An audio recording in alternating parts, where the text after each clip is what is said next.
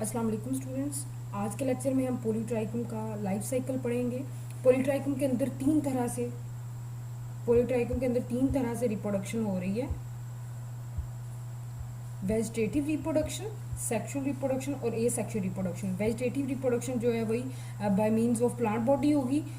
इसमें क्या है, प्लांट बॉडी के ऊपर कोई ना कोई वेजिटेटिव प्रोपेग्यूल्स बनेगी जो कि डेवलप होके नया प्लांट बना देगी। ये बिल्कुल पिछली जो हमने टाइप पढ़ी थी पोरीला उसके जैसा है। सेक्सुअल रिप्रोडक्शन है जो गैमेट फॉर्मेशन और गैमेट फ्यूजन के जरिए से होगी। ए सेक्सुअल रिप्रोडक्शन अगेन वही उसी तरह से स्पोर फॉर्मेशन के जरिए से होगी जैसे स्पोरोफाइट में होती है, और सेक्सुअल रिप्रोडक्शन जैसे गैमेटोफाइट में होती है बाकी क्लासेस के अंदर। वेजिटेटिव रिप्रोडक्शन के अब हम इसमें मेन मॉड देख लेते हैं कि किस किस तरह से पॉलीट्राइकम में हो रही है। तो इसमें सबसे पहले है प्रोटोनिमा फॉर्मेशन के जरिए से इसके अंदर वेजिटेटिव रिप्रोडक्शन होती है।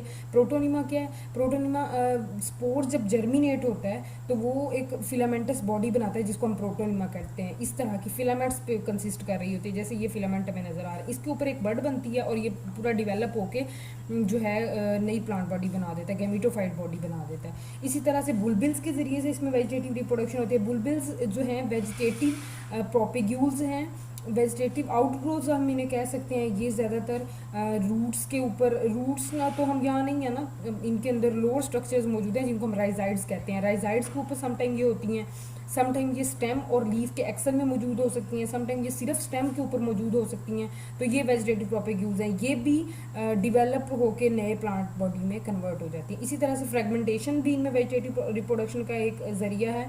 फ्रेगमेंटेशन में क्या होगा, इनकी प्लांट बॉडी जो है वो फ्रेगमेंट्स में डिवाइड हो जाएगी और हर फ्रेगमेंट जो है वो नई प्लांट बॉडी बना देगा।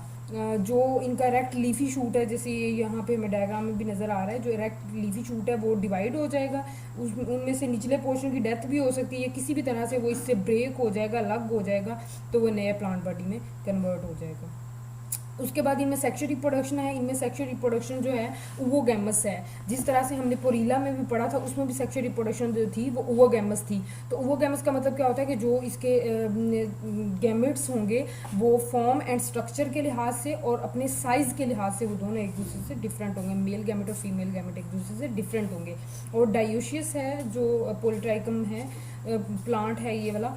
तो डायोशियस का मतलब हमें पता है कि दो अलग अलग प्लांट होंगे, मेल प्लांट अलग है, फीमेल प्लांट अलग है। मेल प्लांट के ऊपर जो है वो एंथ्रीडिया बनेंगे और फीमेल प्लांट के ऊपर जो है वो आर्चिगोनिया बनेंगे। एंथ्रीडिया जो है मेल स्ट्रक्चर है, आर्चिगोनिया फीमेल स्ट्रक्चर है। ये सारी पुरानी बातें हैं पोरीला वाली, ये पूरे ब्रायोफाइट के अंदर ऐसे ही चलेंगे। एंथ्रीडिया बनेगा वही आर्चिगोनिया बनेगा, एंथ्रीडिया के अंदर एंथीरोजॉइड, आर्चिगोनिया के अंदर एग बनेगा। एंथ्रीडिया जो है अब इनको हम डिटेल में देखते हैं। तो ये प्लांट है, इसके ऊपर जो है एंथ्रीडिया ग्रुप की शक्ल में बनेंगे।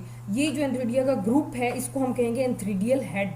अब इसमें से अगर हम एक एंथ्रीडिया की बात करें तो वो कैसा होगा, उसकी शक्ल जी क्लब शेप है। कैसा है वो, ये यहाँ पे हमें बहुत सारे एंथ्रीडिया ग्रुप की शक्ल में नजर आ रहे हैं, इसको हम एंथ्रीडियल हेड कहते हैं। एक एंथ्रीडिया की शक्ल देखें तो वो कैसा है, क्लब शेप। उसकी ये शॉर्ट सी स्टॉक है और ये पूरा, बाकी जो हमने पोरीला के अंदर पढ़ा था, ये जो अभी हमने एंथोसिरोस के अंदर पढ़ा, उनके अंदर ज़्यादातर इसकी शेप जो है वो ग्लोबुलर होती है, गोल होता है या ओवल शेप होता है। यहाँ पे ये क्लब शेप है और ये जो है क्लस्टर बना रहे हैं। इस एंथ्रीडियल हेड को कवर करने वाले स्पेशल टाइप के लीव्स हैं जिनके एक्सल में ये बन रहा है। ये जो साइडों पे में लीव नज़र आ रहे हैं इनको हम कहते हैं पेरिगोनियल लीव्स। क्या कहते हैं, पेरिगोनियल लीव्स, ये आपने याद रखना है। और इस एंथ्रीडिया तो रिप्रोडक्टिव स्ट्रक्चर्स है ना, ये एंथ्रीडिया हमें यहाँ पे एंथ्रीडियल हेड के अंदर जो नज़र आ रहे हैं, इसके दरमियान में, इन एंथ्रीडिया के दरमियान में कुछ स्टीराइल स्ट्रक्चर्स मौजूद हैं जिनका रिप्रोडक्शन में ऐसा कोई रोल नहीं है, वो स्टीराइल हैं, हेयर लाइक स्ट्रक्चर्स हैं, तो इनको हम कहते हैं पैराफाइसिस। उसके बाद हम इस एंथ्रीडिया की डेवलपमेंट देखते हैं कि किस तरह से ये एंथ्रीडिया बनता है। तो एंथ्रीडिया की डेवलपमेंट जो है एक टिप के या एपिकल सेल या जो टिप पे, शूट की टिप पे जो मौजूद होता है उस सेल से स्टार्ट होगी।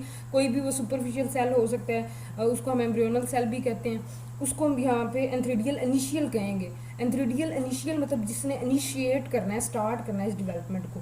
ये दो तरह के सेल्स में कन्वर्ट हो जाएगा ट्रांसवर्स डिवीजन के जरिए से। अपर सेल और लोअर प्राइमरी स्टॉक सेल, हमेशा यही काम होगा। प्राइमरी स्टॉक सेल ने स्टॉक बनानी है और जो अपर सेल या एंथ्रीडियल मदर सेल है उसने बाकी के सारे काम करने हैं। स्टॉक जो थी नीचे अब वो बन गई है, बाकी ऊपर ये बॉडी बननी है, जैकेट बननी है। जैकेट के अंदर जो सारे एंथ्रीडिया एंथीरोजॉइड्स हैं सॉरी, वो बनने हैं। तो वो सारा काम इसी एंथ्रीडियल मदर सेल ने करना है। एंथ्रीडियल मदर सेल डिवाइड होगा और एपिकल सेल के अंदर जो है वो कन्वर्ट हो जाएगा, और इस एपिकल सेल के 3-4 सेगमेंट जो हैं वो अलग हो जाएंगे। ये एपिकल सेल खुद जो है वो ओपरकुलम बना देगा, और ये जो 3-4 सेगमेंट्स इससे अलग हुए हैं उनमें से एक जो है वो जैकेट इनिशियल बना देगा। जैकेट इनिशियल मतलब इसने जैकेट को इनिशिएट करना है, जैकेट बनानी है, तो ये जैकेट बना देगा, यानी एंथ्रीडियम की वॉल बना देगा। एंथ्रीडियम को जो कवर करने वाला स्ट्रक्चर है वो बना दिया इसने। अब अंदर रह गए एंथीरोजॉइड या स्पर्म्स, वो बनने हैं, तो वो कौन बनाएगा?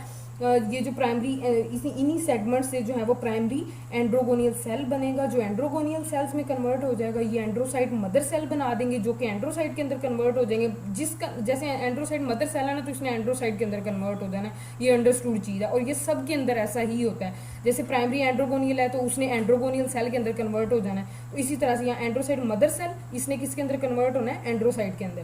तो ये डिवेलप होके स्पर्म बना देगा। उसके बाद आर्चिगोनियल हेड है। तो आर्चिगोनिया ये फीमेल प्लांट है, क्योंकि हमने अभी ये चीज़ डिस्कस की कि ये 2 अलग अलग प्लांट होंगे, तो ये फीमेल प्लांट है। इसके ऊपर ये जो क्लस्टर मौजूद होगा जिसके अंदर आर्चिगोनिया मौजूद होंगी, इसको हम कहेंगे आर्चिगोनियल हेड। इसमें 3 to 6 जो हैं वो आर्चिगोनिया ग्रुप की शक्ल में मौजूद होती हैं। इनको भी स्पेशल टाइप के लीव्स जो हैं वो सराउंड कर रहे हैं। इन लीव्स को हम कहते हैं पेरिकेशियल।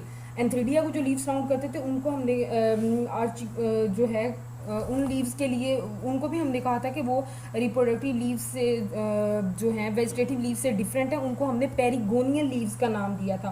पेरी का मतलब होता है चारों तरफ, मतलब उसको सराउंड कर रहे हैं ना, तो इसलिए पेरिगोनियल एंथ्रीडिया के लिए जो लीव्स एंथ्रीडिया को सराउंड कर रहे हैं, और पेरिकेशियल वो लीव्स जो आर्चिगोनियल हेड को सराउंड कर रहे हैं। एंथ्रीडिया की शक्ल जो हमने देखी थी वो थी जी क्लब शेप, और साथ उसके स्टॉक थी। और यहाँ पे हम इसकी आर्चिगोनिया की शक्ल देखें तो ये कैसी है, इसके स्ट्रक्चर कैसा है? ये स्टार्क पे कंसिस्ट करेगी। ये जो स्टार्क जिसके साथ ये बेसिकली अटैच होगी, स्टार्क के ऊपर ये वाला नेक का पोर्शन है, और ये निचला जो बेसल लोअर पोर्शन है ये वेंटर का है। वेंटर के अंदर यहाँ पे एग होगा, एग के ऊपर ये स्मॉल वेंटर कैनाल सेल होगा।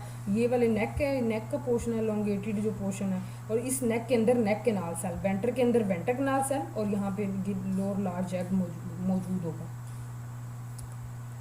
हाँ, उसके बाद आर्चिगोनिया की डेवलपमेंट देखते हैं। आर्चिगोनिया की डेवलपमेंट भी उसी तरह से टिप के एक सेल, यहाँ पे जो शूट का टिप का सेल है एपिकल सेल, इस जिसको हम आर्चिगोनियल इनिशियल का नाम देंगे, उससे इसकी डेवलपमेंट स्टार्ट होगी। ये 2 तरह के सेल में कन्वर्ट हो जाएगा, आर्चिगोनियल मदर सेल और प्राइमरी स्टॉक सेल। जो प्राइमरी स्टॉक सेल है इसने हमेशा की तरह वही स्टॉक बना देनी है, और आर्चिगोनियल मदर सेल ने 3 पेरिफेरल सेल में डिवाइड हो जाना है, और एक एक्सियल सेल उससे अलग हो जाना है। जो पेरिफेरल है साइडों पे है, उसने क्या करना है? जैकेट बना देनी है, और एक्सियल सेल ने आउटर एपिकल सेल और इनर सेंट्रल सेल में डिवाइड हो जाना है। एपिकल जो आउटर एपिकल है उसने नेक बना देनी है, और जो इनर सेंट्रल सेल है उसने डिवाइड होके वेंट्रल कैनाल सेल जो वेंटर के अंदर मौजूद होगा वो बना देना है, और साथ जो है वो लार्ज एग बना देना है। और यहाँ पे जब इसकी डेवलपमेंट कंप्लीट हो जाएगी तो एग जो है फर्टिलाइजेशन के लिए रेडी हो जाएगा। उसके बाद जो है ये वेंटर कैनाल सेल और नेक कैनाल सेल ये डिज़ोल्व हो जाएंगे, और एंथीरोजॉइड जो हैं जैसे ही एंटर होंगे तो फर्टिलाइजेशन से ओवोस्पोर बन जाएगा। ओवोस्पोर क्या है? Fertilised egg. और ओवोस्पोर जो है वो फर्स्ट सेल है नेक्स्ट स्पोरोफाइट जनरेशन का, ये हमने याद रखना है।